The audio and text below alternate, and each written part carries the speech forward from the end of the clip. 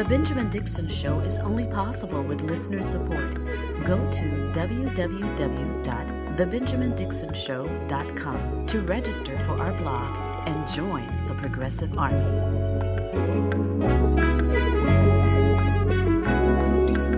Today is Tuesday, May 2nd, 2023. Thank you so much for joining me. The Writers Guild of America has announced that they are on strike as of 12:01 a.m. this morning. The Writers Guild of America West on Twitter at WGA West tweeted the following. The board of directors of the WGA West and the council of the WGA East, acting upon the authority granted to them by their membership, have voted unanimously to call a strike effective at 12:01 a.m. Tuesday, May 2nd. Now, this is in reaction to their inability to obtain a new contract that satisfies the Writers Guild because of all of the changes happening in technology and in media. The majority of content now that is paying residuals, or rather not paying residuals appropriately to writers, is because of streaming. I have a clip from More Perfect Union that gives a great outline of what's going on. But at the end of the day, we're talking about major production studios that rake in billions of dollars every single year, who are making record profits and are paying their executives record bonuses, unwilling to part ways with even a survivable amount of revenue for the people who make the products possible. I don't know if you recall the strike from 2007, but it was a strike that really showed how dependent upon writers Hollywood is. It simply doesn't happen without the creativity of writers who at one time on television, if their show re-aired on television, they could make a decent living, a pretty good living, depending on how frequently their content was repeated on air, because they were able to make money off of ad revenue, commercials on television. And now that so much of our content is consumed via streaming, the revenues are simply not the same, and they have gone from making thousands of dollars on replay on television to making sometimes just $23 for their content that is replayed or streamed on streaming services. Take a listen into this report from More Perfect Union. I write for a show called Abbott Elementary that's on ABC, which is a traditional network, but the next day we're on Hulu, and a little bit after that we're on HBO Max and Disney Plus. So the amount for a re-air on the network is $13,500, and the amount that you're paid for that episode being on new media streaming is $700. Right now, Hollywood writers are in a heated contract dispute with the 9 largest production studios. At the center of that fight is something called residuals, one of the most important ways that writers get paid. Residuals are payments that are made every quarter by the companies to the writers for the content that they create. The WGA contracts that currently exist were built upon a model where the content providers generated the revenue through ad sales. So if I write an episode of television that re-airs over and over and over again, every time that episode re-airs, the content provider generates revenue, and a little piece of that revenue gets shared with everyone that contributed to the creation of it. Now, their revenue is made almost exclusively through monthly or annual subscriptions. So there is no re-airing. People can watch what they want when they want, which means that we're not getting the same residuals that we once would have.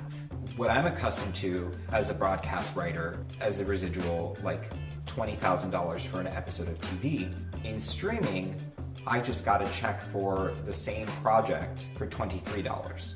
So if you try to tune into some of your favorite shows and something is not quite right and the humor is not as witty, that's because more than likely your favorite show, they're using scab labor.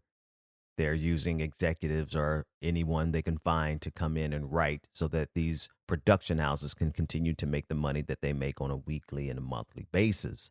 Take a listen to this interview from Amanda Seyfried from Mean Girls, or at least that's where I remember her best from, as she describes a situation. Everybody needs to just get effing paid. Of the Writers Guild. Obviously, the writer strike is looming. What do you think is going to happen? It's necessary. I don't know. My writer friends think it's going to happen, but I don't know. It's just like I'm not in the rooms. I don't get what the problem is. Like, should everything change with streaming, and everybody needs to be compensated for their work. That's fucking easy. I don't get it. Whatever. I hope. That said, this negotiation or this strike is slated to continue until they get their demands, as we should be doing as laborers all across this country. I think most certainly this country is in need of a general strike, but that is so far removed from the reality of what we're able to organize, and that's intentional. Let's be sure the inability for labor unions or any other type of organizations to unify and to call for a general strike, that's on purpose, because of how crippling a general strike would be to this country and to the economy, and literally bring capital to its knees so that it actually can continue to make some revenues. This system just does not work without the labor of people. Now, a lot of people are hedging their bets on AI, believing that they could come up with just as funny or witty humor if they utilize AI. Listen, I've spent quite a few hours in Chat GPT, and I have pushed the limits of what you can come up with creatively from that monster. It's a great tool, but they are not going to be able to replicate the creativity of these writers anytime soon using AI, because it requires too much human intervention.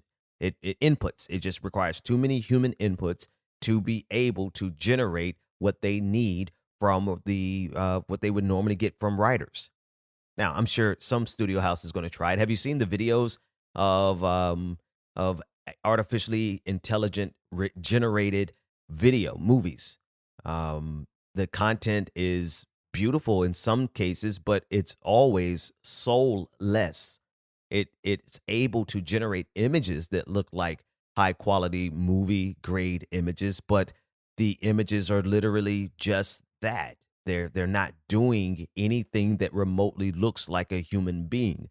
So it's going to be a while before Hollywood can replace everyone with a couple of pieces of software. Now, let's be sure that's where they want to go.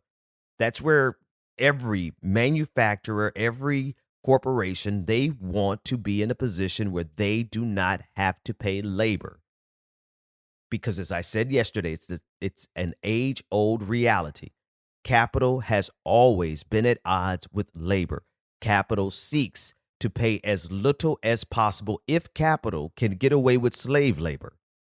If capital can get away with child labor, which states like Arkansas, underneath the leadership of Sarah Huckabee Sanders, is bringing back child labor. Whatever capital can get away with in order to generate a higher profit margin, it will try. Artificial intelligence, child labor, sweatshops. This is the standard operating procedure. And in this country specifically, we give way legally through our policies. We give way to whatever capital wants. And so the question is will the Writers Guild of America be able to hold the line long enough to get their concessions?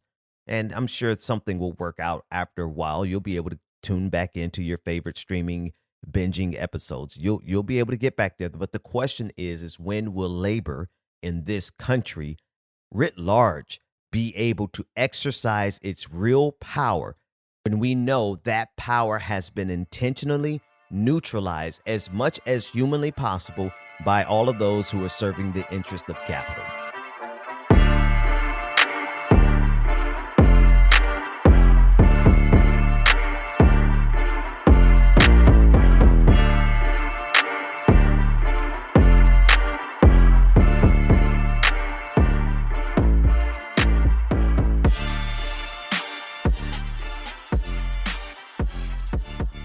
In response to allegations of being racist or in this specific case being homophobic, Republicans often come up with rebuttals that are worse than the initial allegation, Such is the case with Florida Republican State Representative Jeff Holcomb, who went on the House floor in Florida and said basically, essentially, because we don't throw gay people off of buildings like ISIS does, that we should really be worried about the homophobia from ISIS.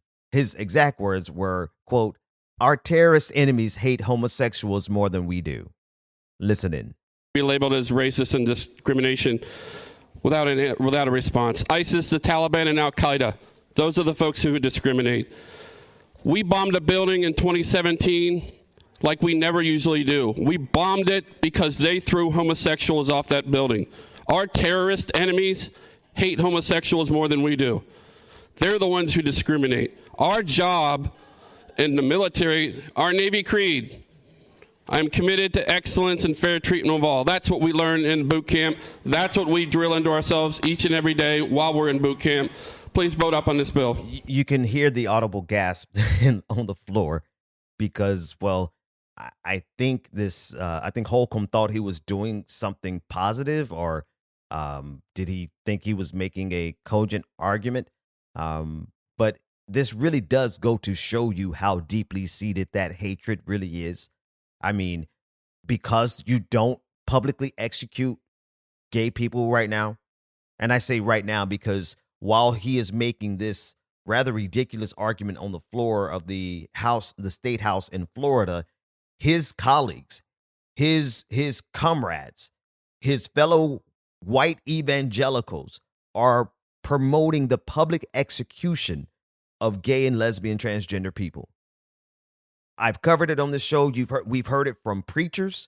We've heard it from politicians who are now advocating for the execution of gay people here in the United States of America. So while he's over here on the floor of the state house in Florida saying, oh, no, it's not that bad. We should really be looking at ISIS, and let's then use that as a justification to commit more acts of war across the globe, because it's always a twofer with Republicans. They're never satisfied just with their bigotry. They have to find someone to bomb. They have to find someone to kill. That's because that's just their MO. But never mind that. At the end of the day, he's running a smokescreen. He's running a smokescreen, which in and of itself is still forwarding the conversation, moving the Overton window further and further into the generally accepted conversation in this country about executing LGBTQ individuals. That's where we're going. That's what's happening right now in churches, particularly white evangelical churches.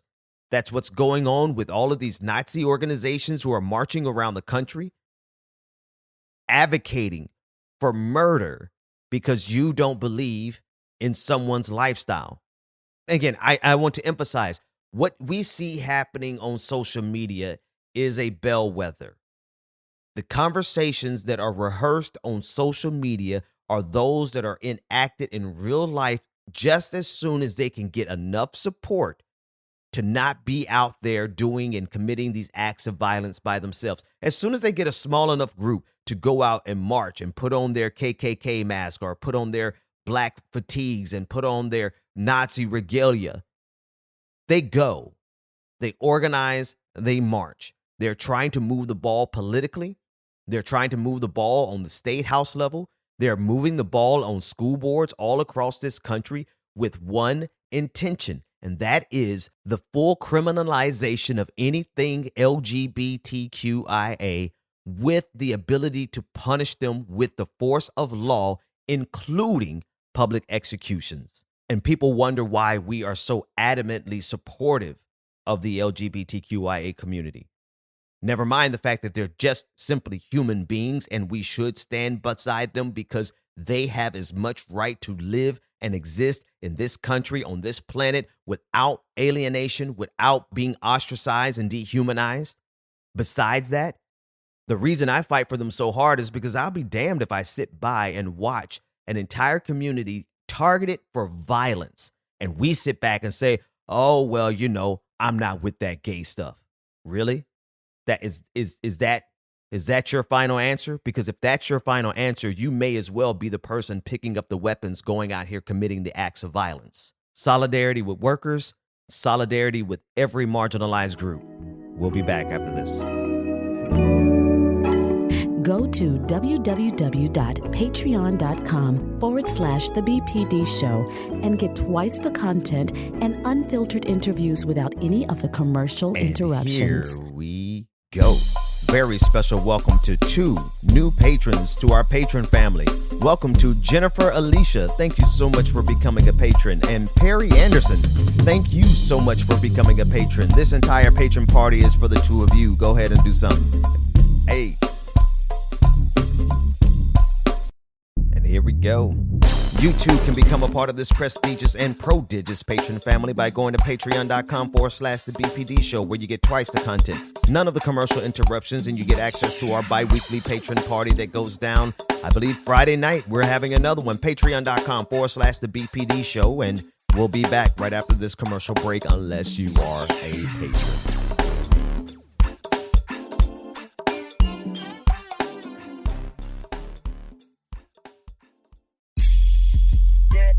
Welcome back to The Benjamin Dixon Show. Visit us online at thebenjamindixonshow.com.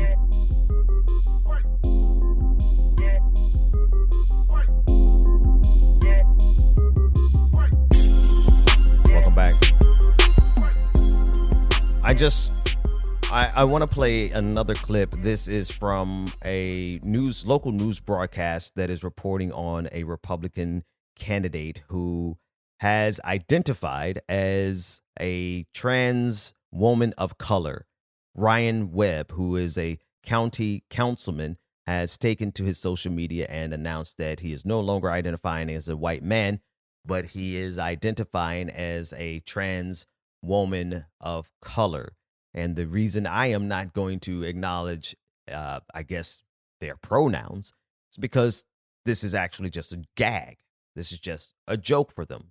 This is their opportunity to try to do their part to undermine the right for trans people to simply exist.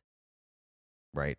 This is all this is. And this is what conservatives across social media are amplifying it for. They are amplifying it to try to create a juxtaposition to show that we would be hypocritical with or unable to handle a situation like this. Listen to the report and then we'll discuss. A councilman is coming out as transgender and a woman of color. Delaware County Councilman Ryan Webb announced that he now identifies as an Indian American woman. Since that announcement, he's received some support, but a lot of backlash, many calling him childish, despicable, even calling for things like execution. In a statement Webb gave to IT-Mate, he says, quote, "It is unfortunate that I cannot simply be given the same space and respect to explore my identity that so many of those targeting me demand for themselves. It's possible I may change my mind down the road. The process of identity exploration is complex, and oftentimes at the end of our personal journey, we end right back where we started." Webb goes on to tell IT-Mate this is just his true, authentic self. Well, enjoy your journey. Explore. Do what you see fit. But we are not incapable of seeing the blatant ploy here. Right? What are we supposed to all of a sudden collapse and say, oh my God, someone is being disingenuous with their identity and trying to make a fallacious point that because they can be disingenuous with their identity, every other trans person is disingenuous with their identity. See, this is just a game for these people. Like what actual policy, what actual agenda for the people is this forwarding? It's not. It's really just a way for him to bring attention to themselves. I'll call them. Matter of fact, I honestly, if you really want to test this out, I guarantee you, if we call that individual they for the rest of their lives, they'll eventually flip out and in about 2 or 3 years be ready to harm someone for misgendering them or using the wrong pronouns on them. So that's the disingenuousness of this. But the core of it, one, for this guy is notoriety. This is a gag for him to get attention. But at the core of conservatives, it is about the cruelty. It is about the game. It is about the different ways that they can get little giggles out of making it more difficult for trans people to simply exist. Period. Because we're not talking about the debate of whether or not trans people should have separate bathrooms, which we should have. I mean, can I just say this real quick in terms of bathrooms? Can I just say we need some gender neutral bathrooms, because I'm a father of a little girl and I don't feel comfortable taking my little girl into the men's restroom, nor do I feel like I can take and I won't take my daughter into a woman's restroom. So just for us regular old boring gender conforming individuals, we do need some non-gender specific bathrooms. But we're not even talking about that debate here. We're not talking about the debate of trans people in sports. We're not talking about any nuance of the ongoing collision that's happening in real time of rights, where we have to figure it out. And that's okay. Figuring things out. There's nothing wrong with figuring things out. But in the midst of us as a society figuring out the nuances of what it means to have to be inclusive of transgender individuals in our society, we have an entire group who are so offended by trans people simply existing that, one, they are calling for public execution. So what this guy is doing, the city council is doing, is really low-hanging fruit in terms of a threat, because his colleagues are the ones calling for execution. For him, this Ryan Webb, it's just a game.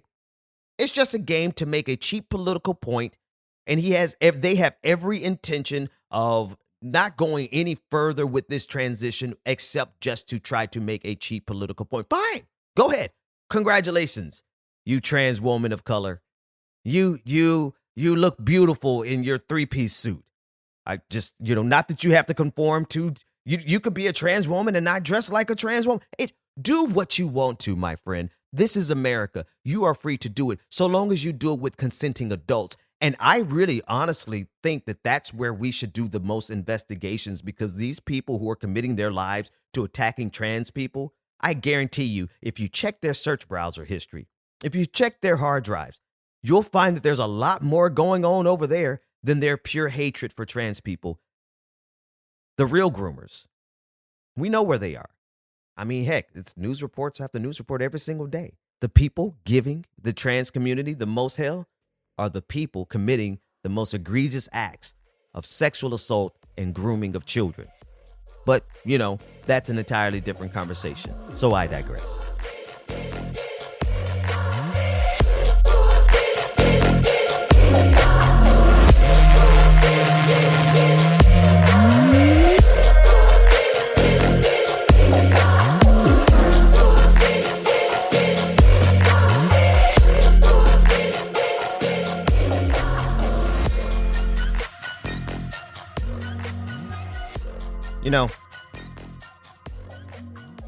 At the end of the day, what we're dealing with a group of people who are so zealotous. And that's being kind, right? To just call them a zealot. They would take that as a compliment. But they are also so juvenile, and they are so obsessed with controlling every detail of every single person's life that if you have anything that goes outside of their accepted principles, if you live at all outside of the definitions and the interpretations of their specific version of Christianity, well, then no, they're talking about executing you publicly. See, I'm not going to let that part slide, because whereas people like to say, oh, well, Ben, that was maybe only about 7 or 8 conservatives who said that nationally. The fact is they are the people who are designated to push the Overton window until we are talking about this publicly. And the way they are also getting this ball moved in this direction is through legislation that ostensibly seems like something everyone should be on board with. Ron DeSantis in the state of Florida is now making it easier. He has signed a bill into law that is going to allow for the death penalty of pedophiles. Hey, you know what? Cool. Guess what, though? How are Republicans going to define and use this? They are going to use this against people who have drag shows, people who are simply transgender, Because if conservatives and Ron DeSantis in the state of Florida actually sought after the real pedophiles, there would be a lot of Catholic priests and Southern Baptist pastors who would be lined up for execution. But that's not how they are going to implement this law. And so what they do is they pass laws that get the bloodlust riled up in society. Casey DeSantis, Ron DeSantis' handler, also known as his wife, she is out there promoting this, saying that the most egregious crimes deserve the most heinous punishments. Okay, fine. Are you going to execute all of these backlogs of preachers and deacons and youth pastors who have a history of molesting children? Oh, no, you're going to continue to protect them? Why? Because that's what powerful white people do in this country. Don't get me wrong, powerful black people would do it too. We just don't have sufficient enough power to get away with it. All right? But we just got to call a thing a thing. Right now in this country, you think that this country is going to start turning over all of these child molesting priests? You think they're going to turn over their nephews and their youth pastors and all these people in these religious institutions who sit and lay in wait for their opportunity to molest a new batch of children? You think they're going to execute those people? No. All this is going to do is be a signal to the people in the streets, like the Proud Boys, the Boogaloo Boys, and whatever that pagan version of white nationalism that I mistakenly called Christian nationalism, whatever that group of Nazis were. This is a signal to them that the government is going to stand behind you in some form or fashion, because the government is seeking to execute people now that they can label as a pedophile. Well, who are they labeling as pedophiles? Drag queens who read stories to kids. Who are they not labeling pedophiles? The long list of preachers and pastors and priests and religious institutions that have a bloodied backlog of hundreds, if not thousands, of children that they have molested. Those people are safe. You know why? Because those people have enough hypocrisy in them to go ahead and molest a child on Saturday night and then on Sunday morning get up and preach against homosexuality. That's why they're going to continue to protect all of these priests who are committing these heinous acts from the very law that Ron DeSantis just signed into law in the state of Florida. Folks, that's all the time I have for this morning. There is no bonus episode. There are a couple of things that are going down locally that I have to be involved in. Number one, they are trying again to get rid of the school board superintendent in Duval County. So I need to get down there to help participate in that. And then also later on today, I will be co-moderating an NAACP candidates forum for the mayor of Jacksonville. This should be a pretty interesting event. I will give you either audio of it tomorrow, or I'll drop some links so that you can see it either in real time or on replay. That said, thank you to all of our patrons, our two newest patrons. Sorry, we don't have a bonus episode for you today, but there's plenty in store. You can go back and get all the bonus episodes that we've done so far, as well as get ready for the patron party coming up this week. Thank you to each and every one of you. Patreon.com/the BPD show, and we will see everyone tomorrow. The Benjamin Dixon Show is only possible with listener support. Go to www.patreon.com/the BPD show and support The Benjamin Dixon Show. If you like this episode, be sure to share, like, and subscribe. We'll make it up. You put us together. We'll make it up. You put us together.